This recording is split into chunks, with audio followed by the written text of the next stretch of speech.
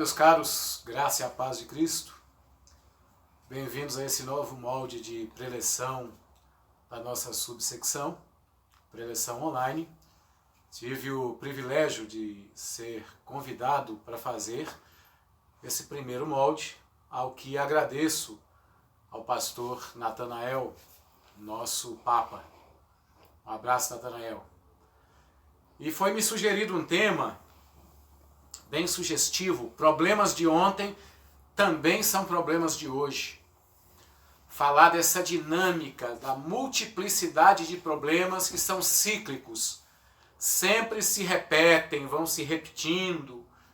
E os problemas no decorrer da história da igreja são sempre os mesmos, não mudam. Eu estive catalogando e quando cheguei a 55 problemas da igreja primitiva, que também tem na igreja contemporânea, eu falei, não, vou reduzir para pouco mais de 4, porque senão eu não terei tempo para isso. E já buscava um texto bíblico para poder dar o ponto de partida nessa nossa preleção. E um texto que muito me tocou, peço que os irmãos abram e leiam e guardem, é Eclesiastes capítulo 1, o verso de número 8. Quando Salomão diz assim: todas as coisas são canseiras tais, que ninguém as pode exprimir. Os olhos não se fartam de ver, nem se enchem os ouvidos de ouvir. O que foi é o que há de ser. E o que se fez, isso se tornará a fazer. Nada há, pois, novo debaixo do sol. Há alguma coisa de que se possa dizer, vê, isto é novo? Não. Já foi nos séculos que foram antes de nós. Já não há lembrança das coisas que precederam, e das coisas posteriores também não haverá memória entre os que hão de vir depois delas. Salomão, num rasgo de sabedoria, ele explica que não há nada novo debaixo do sol, que tudo o que acontece é uma repetição. Os estudantes de história, a história, em resumo, diz que ela é cíclica. Ela, vez por outra, os assuntos se tocam. De forma que não existe muita novidade. O que muda são os personagens, mas os problemas são os mesmos. Passa-se o tempo, passa-se as horas, mas os problemas se repetem. Eu quis, para já na introdução dessa nossa conversa, voltar a lembrar de quem nós somos e ao grupo que pertencemos. E nós, pastores, somos definidos como poimen. Em grego, aquele que cuida do rebanho, cuida da ovelha. Todos nós precisamos ter isso em mente. Por mais que seja repetitivo, é preciso deixar isso muito claro na mente. Nós somos chamados para cuidar de ovelhas. Essa é a forma que o Novo Testamento nos chama. Mas também nos chama de episcopos. O livro de Atos diz assim: olhai por vós mesmos e por todo o rebanho de Deus, sobre o qual ele constituiu pastores e bispos para apacentar a sua igreja que ele comprou com seu sangue. Episcopos em grego dá a ideia de administrador, superintendente. E essa ideia é trazida para o ministério no Novo Testamento, de forma que o pastor, ele precisa ser alguém que sabe administrar. E administrar é difícil, nós lidamos com problemas matemáticos bem complicados. Mas também o Novo Testamento nos chama de ângelos. Apocalipse nos chama assim, 7 vezes. Vai chamar o pastor da igreja de ângelos. E ângelos o que é? Mensageiro, portador de uma mensagem. Nós não podemos nos esquecer que somos portadores de uma mensagem que não é nossa. Essa mensagem vem de Deus, é iluminada pelo Espírito Santo e nós transmitimos ao rebanho. Não podemos nos esquecer isso. E também somos chamados de prosbuteroi, ou presbíteros. O apóstolo Pedro vai dizer: rogo aos presbíteros, eu presbítero com eles, pastoreai o rebanho de Deus. Então a função do pastor inclui ser ângelos, mensageiro, poimen, aquele que cuida, episcopos, aquele que sabe administrar, e prosbuteroi, aquele que tem experiência. É a transliteração da palavra presbítero, é a transliteração da palavra prosbuteroi. É aquele que tem experiência de vida, que sabe para onde está indo. Esses somos nós. E somos chamados para irromper na história, para cuidar de um grupo. Nós popularmente chamamos de igreja. O Novo Testamento chama, em primeiro lugar, de eclésia. Eclesia. Os chamados para fora. Aquela assembleia muito parecida com a sinagoga judaica, só que agora com a bandeira do cristianismo. Nós somos chamados para cuidar desse povo, que também é chamado de nação. Olha, se a assembleia dava problema, a sinagoga dos judeus dava problema, nação também dá problema. Somos chamados para cuidar de um povo que é chamado de eclésia, nação, povo santo. E aí vem um grande desafio do pastor: cuidar de uma noiva que não é dele e entregá-la pura e limpa. E essa vem a grande dificuldade do pastor. Principalmente porque dentro desse pensamento de quem é o pastor, poime, ângelos, prosbútero, episcopos, e da igreja como nação, como eclésia, como templo, como plantação, tanto o grupo de pastores quanto a igreja, outro grupo, repete-se os problemas e dá problema, porque é formada de seres humanos. Não sei você, meu caro colega, se quando recebeu a imposição de mãos achou que ia pastorear androides. Não, você irá e foi pastorear seres humanos. Seres humanos que são falhos, que são complicados, que dão problema. E é justamente o nosso tema. Os problemas de ontem são também problemas de hoje. No transcorrer do povo de Deus na história, desde o Éden, o ser humano dá problema para o seu líder. O ser humano tem problema na convivência. Eu gosto de dizer que no Jardim do Éden havia 2 habitantes, 1 pecado e 4 culpados.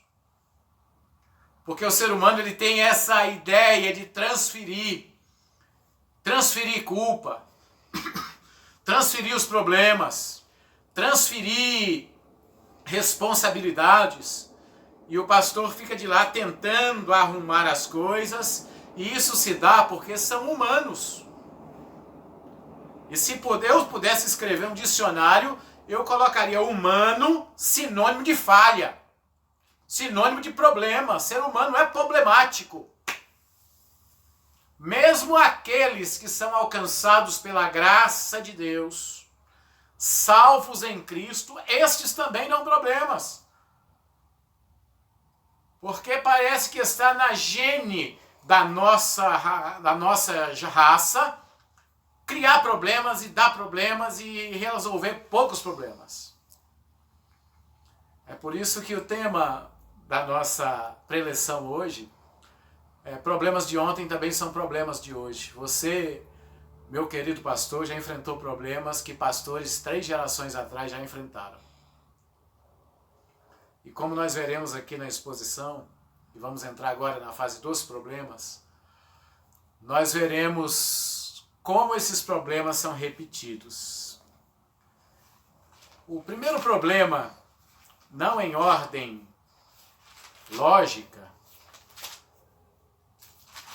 eu gostaria que você abrisse a Bíblia comigo lá no livro do Êxodo.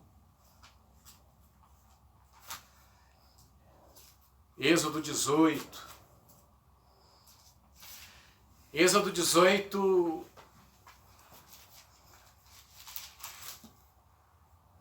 é um dos textos maravilhosos a respeito do problema sobrecarregar-se.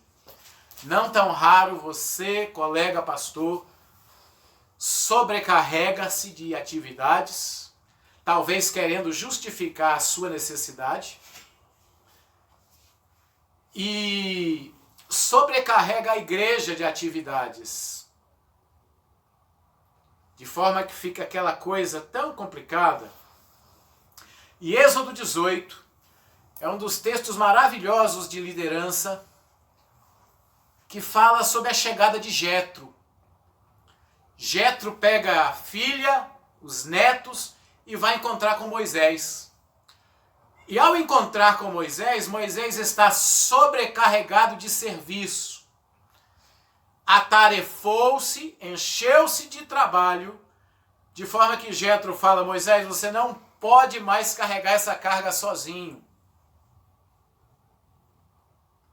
Moisés, sendo um bom discípulo, Jetro era sacerdote, ele olha para Jetro e fala: tudo bem, qual a solução? E Jetro fala: vamos eleger pessoas para auxiliar você.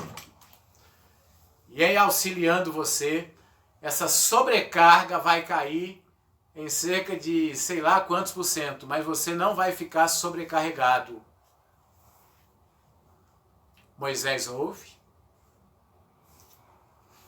os auxiliares são eleitos, Moisés passa a ter uma ajuda, e essa ajuda foi super valorosa. Talvez eu falo com algum colega aqui nessa manhã que sobrecarregou-se em algum tempo, atarefou-se com as atividades da igreja e às vezes negligenciou até a convivência com a família, a convivência com Deus. Aliás, é o próximo ponto que nós vamos trabalhar. Quero dizer para você, colega, encher-se de atividades ministeriais não fará a sua igreja uma igreja melhor, não fará de você um pastor melhor, fará da igreja uma igreja que vai ouvir você o tempo todo, às vezes contra a vontade. Isso acontece. A concorrência que nós temos com o mundo da informática hoje é muito grande. E uma igreja que vai, às vezes, sentir-se culpada por não ir ouvir o pastor. Não se atarefe tanto. A sua função, eu daria um conselho, quem sabe um conselho que Jetro deu para Moisés. A sua função, meu caro colega, é preparar a igreja para viver sem você. Eu gosto muito do José, padrasto de Jesus. José foi o homem que fez o maior trabalho que Deus deu para um homem fazer. Para Moisés, Deus confiou uma nação. Para Davi, Deus confiou outra nação. Para Abraão, Deus confiou uma família. Para José, marido de Maria, Deus confiou o próprio filho. E José trabalha de tal forma que José sai de cena e ninguém percebe. Entra a pessoa de Jesus Cristo em cena. Todo mundo olha. Jesus era conhecido por um momento como o filho do carpinteiro. Lá na frente ele é conhecido como o carpinteiro. José passou a cultura dele para Jesus, a educação dele para Jesus, a espiritualidade dele para Jesus, a profissão dele para Jesus. E José sai de cena. E Jesus continua o ministério. E não se fala mais em José. No restante do Novo Testamento fala-se em Maria, em José não se fala mais. Eu creio que é um dos desafios nossos, nesse tempo de tanta correria, sermos pastores que preparam a igreja para caminhar sozinha. Porque nós vamos passar. E o que restará? Não se pode sair da igreja como o rei Jeorão saiu de Israel. E é dito que ele foi sem deixar saudade. Reveja a sua agenda. Dê uma olhada novamente se você não está sendo ativista. Fazendo, correndo. E como diz o contexto do texto que nós lemos de Eclesiastes, correndo atrás do vento.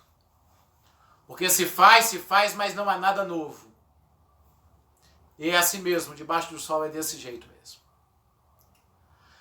O segundo problema que eu gostaria de tratar, que é problema antigo, mas é também problema nosso, é manter um diálogo claro com Deus. E aí eu gostaria que você abrisse comigo em Êxodo 32. Êxodo 32 é um texto interessante. Moisés está recebendo a lei.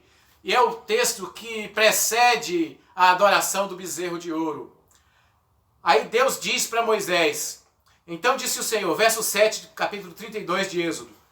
Então disse o Senhor a Moisés, vai, desce, porque o teu povo que fizeste sair do Egito se corrompeu. Resposta de Moisés, verso 11. Porém Moisés suplicou ao Senhor, seu Deus, e disse, por que se acende, Senhor, a tua ira contra o teu povo, que tirastes da terra do Egito, com grande fortaleza e poderosa mão? Não sei se você prestou atenção no diálogo. Deus diz para Moisés, o teu povo que tirastes do Egito está fazendo uma bagunça lá embaixo. Moisés olha para Deus e diz, o teu povo que tiraste do Egito está fazendo uma bagunça lá embaixo. Por que o Senhor está irado? Eu gosto desse texto, principalmente desse diálogo de Deus falando, o povo é teu, você que tirou, e Moisés falando, não, o povo é teu, você que tirou. Porque mostra qual deve ser a relação com o pastor, do pastor com Deus. Uma relação muito clara. A vontade de Deus não pode ser necessariamente surpresa na sua vida. O diálogo deve ser mantido de tal forma que a fala de Deus não lhe derruba da cadeira. Muito pelo contrário, você já manteve esse diálogo de tal forma a ponto de falar para Deus, Deus, essa tua igreja é complicada. E Deus responder da forma seguinte, pastor X, essa tua igreja é complicada. Não sei se você já orou desse jeito, reclamando da igreja para Deus. Deus lhe confiou essa comunidade, porque acreditou que você tem competência. E você, na contramão disso, entende que essa comunidade é de Deus, pois foi Deus quem a salvou. Diálogo claro. E isso serve para todos os assuntos. Todos os assuntos. Não dá para ser pastor sem manter um diálogo claro com Deus. Sem ter certeza do que Deus quer para a vida da comunidade. Eu tenho um colega em Salvador que uma vez tinha um projeto para trabalhar com moradores de rua. O seu coração estava muito alegre. Apresentou o programa para a igreja se alegrou muito. Levou para a Assembleia da Igreja 100% de aprovação. Foi orar a Deus. Deus falou, não é agora. Ao que ele respeitou. E ficou quieto. Porque é preciso manter um diálogo claro com Deus. Até porque, pelo terceiro problema que eu quero apresentar, que é problema de ontem, mas que também é problema de hoje. O pastor precisa se preparar para lidar com solidão. Não é gostoso quando termina o culto domingo à noite e se vai para a porta despedir das ovelhas? Mas depois você pega o carro, entra com a família no carro e vão só vocês para casa? Isso aconteceu com Jesus Cristo. Jesus Cristo, na hora que mais necessitava, principalmente na narrativa do Evangelho de Marcos. Marcos diz que seguia de longe um jovem enrolado no lençol. E aí quando as coisas apertam, ele larga o lençol com tudo e sai correndo pelado. Todos abandonaram Cristo. E ele andou com eles por 3 anos e só transmitiu coisas positivas. O mesmo aconteceu com Paulo. Paulo escreve a 2ª carta a Timóteo e chega a ser deprimente a lista de pessoas que o abandonaram. E ele chega a dizer, na minha primeira defesa, ninguém foi ter comigo, ninguém me ajudou. Se foi problema para Paulo e foi problema para Cristo, não será problema para você, meu caro colega. Lidar com a solidão faz parte do ministério. Porque no culto domingo à noite nós abraçamos vários. Pessoas vêm, fazem perguntas, pedem informações, diz que o sermão foi a bênção, mas nós sabemos o quanto às vezes é solitário o fim do domingo à noite até encontrar com a igreja no próximo domingo pela manhã. E se você não estiver pronto para isso, eu lamento, você não entendeu que não há nada novo debaixo do sol. Num determinado momento, quando a multidão abandona Jesus, Jesus olha para os apóstolos e diz, escuta, vocês também não querem ir? Eu estou pronto, fique à vontade. Lidar com o ministério é lidar também com a solidão. Lidar com pessoas que abandonam. Leia o final da 2ª carta de Paulo a Timóteo. Como chega a ser deprimente a descrição dele de quantas pessoas o deixaram. É triste isso. E é triste constatar que isso acontece em nosso tempo, não foi problema de Paulo. O último problema de ontem, que também é problema hoje que eu quero tratar, é o ativismo em contraste com vida de santidade, porque não tão raro nós confundimos excesso de atividade com espiritualidade. Só que Apocalipse capítulo 2, no verso 1, tem uma igreja que é condenada justamente por isso. Vamos à leitura. Carta à igreja de Éfeso, Apocalipse 2. Ao pastor da igreja de Éfeso escreve: essas coisas diz aquele que conserva na mão direita as 7 estrelas e que anda no meio dos 7 candeeiros de ouro. Conheço as tuas obras, tanto o teu labor como a tua perseverança, e que não pode suportar homens maus, e que puseste à prova os que a si mesmos se declaram apóstolos, mas não o são, e os achastes mentirosos. E você tem perseverança e suportou provas por causa do meu nome, e não te deixaste esmurecer. Eu tenho, porém, contra ti que abandonastes o primeiro amor. Lembra-te, pois, de onde caíste, arrepende e volta, e pratica as primeiras obras. E se não venho contra ti, moverei o seu lugar, o candeeiro, caso não te arrependas. Tenha, contudo, a teu favor que odeias a obra dos nicolaítas, os quais eu também odeio. Veja bem, a igreja de Éfeso, e esse é um problema que nós enfrentamos também hoje, era uma igreja que tinha atividades, era uma igreja que tinha ortodoxia, era uma igreja que tinha convivência, mas fazia tudo isso sem amor. Porque é possível que uma igreja e uma comunidade seja conduzida de tal forma que ela ache e entenda que ativismo, fazer o tempo todo, funde-se com espiritualidade, o que não é verdade. Espiritualidade é algo bem diferente de ativismo. Ativismo é o fazer pelo fazer. E espiritualidade é o fazer por amar a Cristo. É por isso que essa igreja é convidada a voltar ao primeiro amor. Quando essa igreja foi fundada, Atos 19, foi um avivamento tão grande na cidade de Éfeso que vários feiticeiros e bruxos queimaram na praça os seus livros de feitiçaria quando se converteram a Cristo. E é desse amor que Cristo agora está lembrando para essa igreja.